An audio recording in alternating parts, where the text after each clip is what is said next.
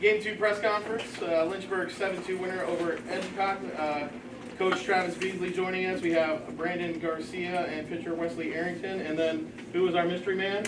Kelly McWilliams. So, welcome, Coach. Have an opening statement for the group, and I'll put on that date tag for you. Yeah, great game. Obviously, they're an incredibly talented group coming in here. I think, what were they, 46-2. We knew it was going to be a challenge. But I think we knew we had a shot with Wes Arrington on the mound. I think it's last 36 innings possible for him to pitch. He's done 35. We got a shot.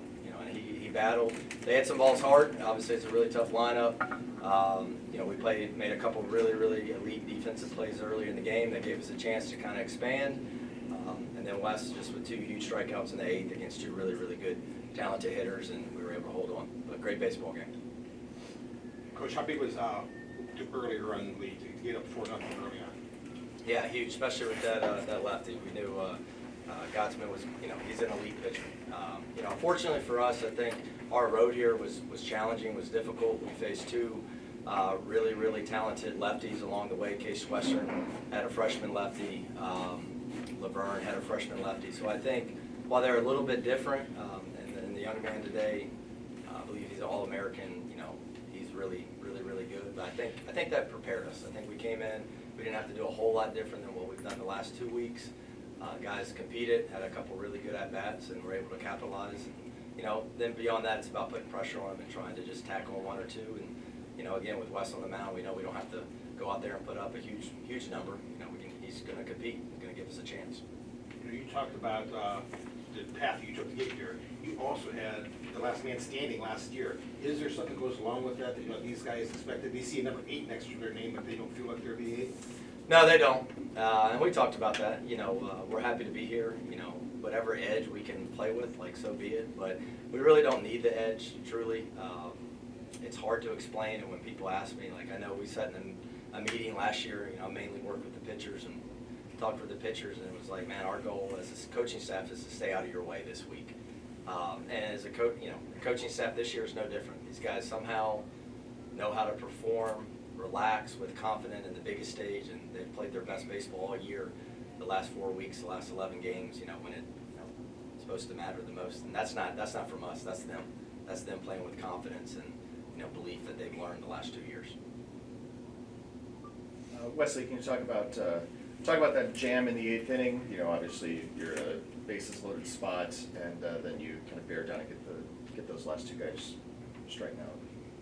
Yeah, kind of start off the inning pretty quick. Next, I look up and there's 2 runners on, but they're just trying to attack early, and they put some good swings on, and then when they got down to it, it's just staying focused and relaxed, just making my pitches, and it worked out. So. I was going to say, it didn't seem like you got super emotional at any point in the game when I was watching you at the end of pitches. Am I missing? Are you hiding that? Am I missing it? No, I try and keep it with that. Yeah, I think I pitched the best when I'm the most relaxed, and I've been in situations like that before, so I know that I can get out of it. And so it's just about executing and not letting the moment get too big, and just letting everything go 1 pitch at a time. We've got kind of the defensive backbone right here, right behind you too. Can I get either Brandon or O'Kelly to talk about what it's like playing behind him when he's going, especially when he's striking out 12 guys and giving you guys a bit of a break? Yeah, when a guy's pitching his butt off, you want to do anything to back him up. I think we all have the mindset that any of the guys who are on that mound, we want to do anything we can for them. It's a little easier when a guy has 12 punches, but yeah, it's just about doing everything we can to back him up. We know he has our back on the mound, and it's just about going out there and fighting for him. So. Yeah. Is there anything to add? I'll say just being able to ditto to what he said. He's a great pitcher all on his own. So when we're out there helping him and getting extra outs and making plays, it's just less for the offense to work with, and that just creates a really tough matchup for the other offense. Wesley, your coach talked about the run you're on right now. 35 last 36 innings. You've just been a bulldog. What's it been like? I mean, have you ever been locked in on any level like you've been locked in right now? No, not at all. It's just, I don't know, I just look up and it's the 6th, and I'm like, I got a shot to finish this game, and like that's, you know, that's the goal. It's just to, pitch as long as I can, and it just, you know, having been a couple starts in a row where I'm able to pitch in the 8th and the 9th. Well, you're throwing 139 pitches. I think you had 132 pitches today, and you didn't limit down the stretch. I mean, you struck out 5 for the last 6 batters. Did you get stronger as the game went on? Yeah, I definitely think my stuff got better as the game went on.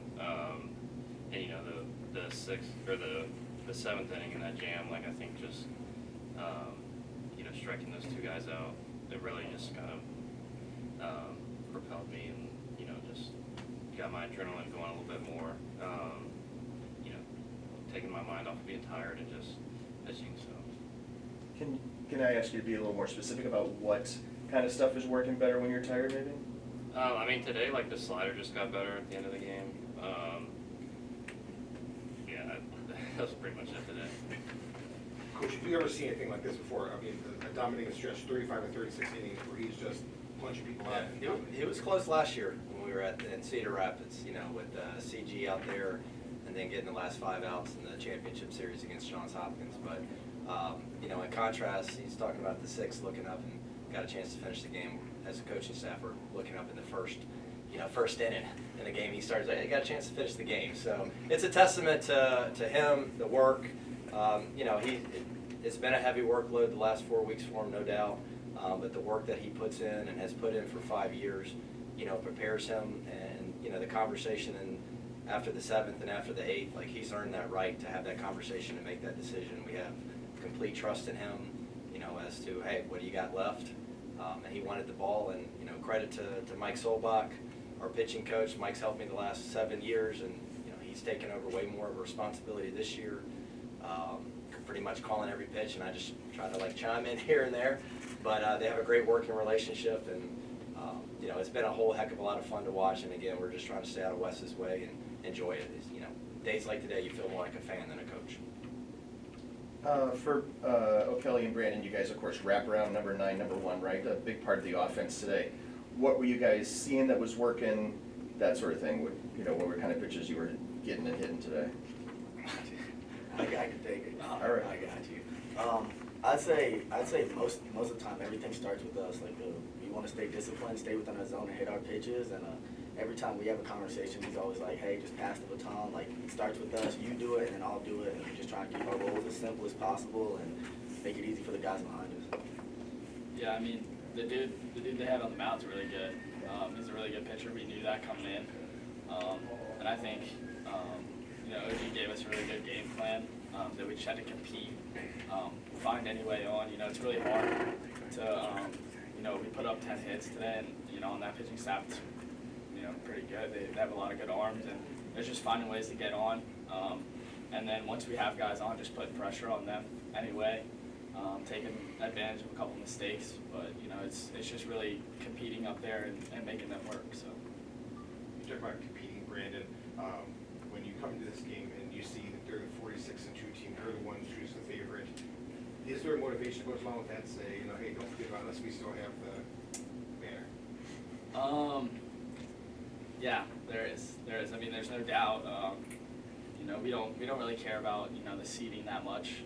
We're here, and that's really all that matters. Whoever we face, you know, we're ready to go. But there's no doubt that 8 next to our name gives us a little motivation. But you know, they're a really good team. You know, you have to be motivated at any team you play. This time of year, they're all going to be really good. But there's no doubt there's a little extra motivation behind it for sure. Coach, can I ask just, you know, getting a complete game performance today, how this helps set you up for the rest of the tournament pitching-wise?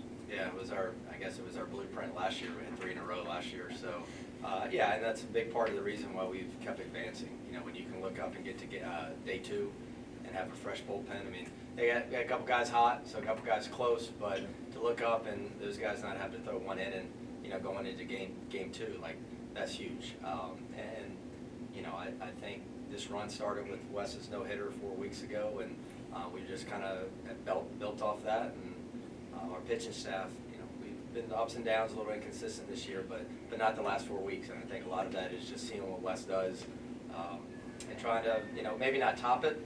It'd be hard to do, but certainly build off that and take that same confidence out there, each guy that West takes out there. Any more questions, anybody? I have one just for any of you. How important is it to sort of stay even keeled throughout this whole World Series? And you obviously defending champions, take down the #1 seed today, going into the rest of the weekend and the rest of the World Series. How important is it to sort of leave today in the past and focus on tomorrow and the next one to come? I think it's really big. Obviously, the experience that we had last year, no doubt, is a big time help to have that mindset. Bees talks about it a lot, the shower rule. Once you take that shower, you forget about what just happened, you move on to the next day.